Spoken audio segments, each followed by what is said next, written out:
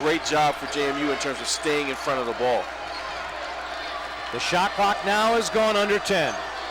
It's in the hands of Moore. Backing in on Thornton, who got in the air. One more pass and a finish from Goins. That is Devon Moore at his best. Excellent head and shoulder fake that time by Moore. Marcus Thornton bit on the fake. He got in there and delivered a sweet pass. Now Thornton's got it, working against A.J. Davis. And he'll finish. How about this kid? No quit in Marcus Thornton. A three-point game with 40 seconds to go. Matt Brady or Tony Shaver not electing to take a timeout.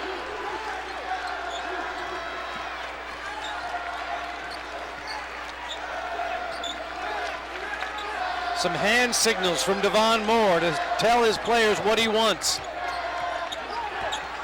I like this call. The lob to Goins, and Britt comes over to knock it out of bounds.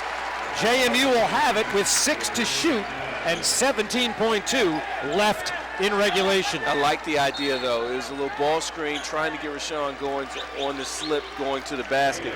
Poorly executed pass, but love the idea.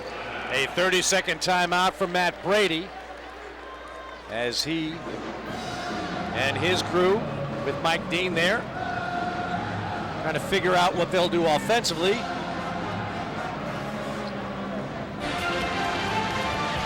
So we'll let them sort it out, and we will step aside, bring you back for the final moments of a thriller here in Richmond right after this.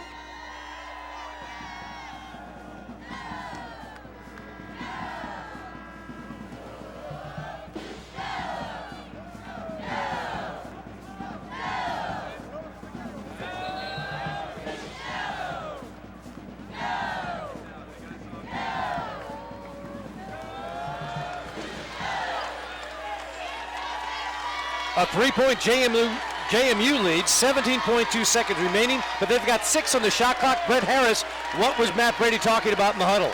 Well, first and foremost, he said if they miss and then William & Mary gets the basketball and crosses midcourt, he wants them to foul, because with 8 fouls, it would be a 1-and-1. He wants to avoid that three-point shot and the possible tie. Brent, thanks so much. That was a 1-second runoff as the ball was knocked out of bounds by William & Mary. So Matt Brady and company now with 5 to shoot. Devon Moore to pull the trigger, and he's got to take another timeout. So right now, JMU down to 1 timeout. William & Mary also has 1 timeout to work with. The possession arrow, Ron, very important. It belongs to William & Mary. Now, what happens now is the coaches are giving instructions in the huddles. Now, there's a thing called game slippage. When they're leaving the huddle, assistant coaches and players alike has to make sure that the 5 guys that are on the floor clearly understand whatever the coaches are telling them. When you leave the huddle, remember to tell them if they're supposed to foul when the ball crosses the half-court line, don't forget, foul on the dribble, not an intentional foul. We're in the double bonus. They're not in the double bonus. All the little things that you're instructions that you're receiving right now, you have to clearly make sure that the guys understand what you're saying, because they're in the huddle, they're shaking their head, yes, coach, yes, coach, yes, coach. You have to make sure that they know what's going on. Of course, semifinal action comes your way tomorrow on the NBC Sports Network.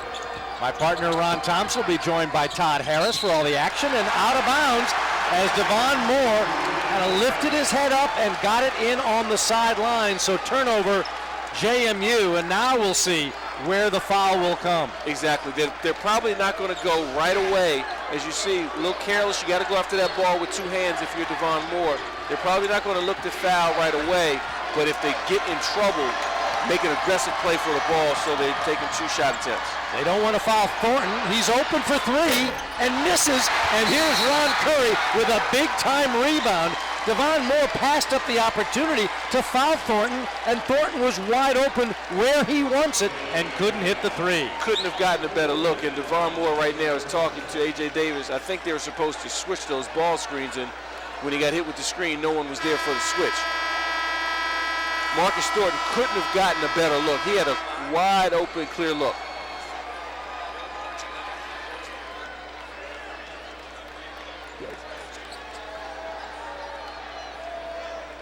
Ron, while we got the opportunity, want to thank our friend Mike Tuberosa of the Drexel University Athletic Department, their outstanding SID, helping us with stats tonight. And all season long, we can't thank the men and women who work with us on our Comcast Sportsnet crew. And for the people at the Colonial Athletic Association, we love our relationship with them. Commissioner Tom Yeager, Associate Commissioner Ron Berdovich, and all the help we get all year long from Rob Washburn, Pete Hawk, Katie Lowe, and so many others. We want to thank them and know that you and Todd will be in good hands tomorrow and on the finals as well. No, we'll be in more than good hands. But, we've seen some excellent basketball. 3 solid ball games today. It's a shame that this time of year somebody has to go home. 2 big free throws by the freshman Ron Curry. Now more than a 2-possession game. Thornton, no, and into the hands of Curry, and JMU moves on to the semifinals where they will take on Delaware. Matt Brady, and the 3rd seed in the tournament, JMU, advances with the final here of 72-67. It looked early on, Al, that William & Mary was going to have the advantage. JMU, they stayed the course, they stayed focused, they got after it defensively in the second half, got some stops, and more importantly, I think Devon Moore controlled this entire ball game for JMU. Well, tonight's CAA basketball coverage here on Comcast Sportsnet has been brought to you by Geico. 15 minutes could save you 15% or more on car insurance. And by Jenny King, the king of clean.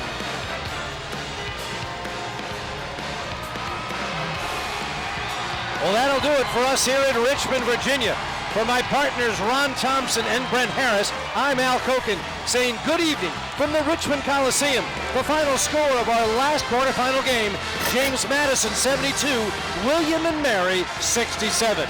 And we thank you for watching CAA basketball on Comcast Sportsnet, part of the NBC Sports Group.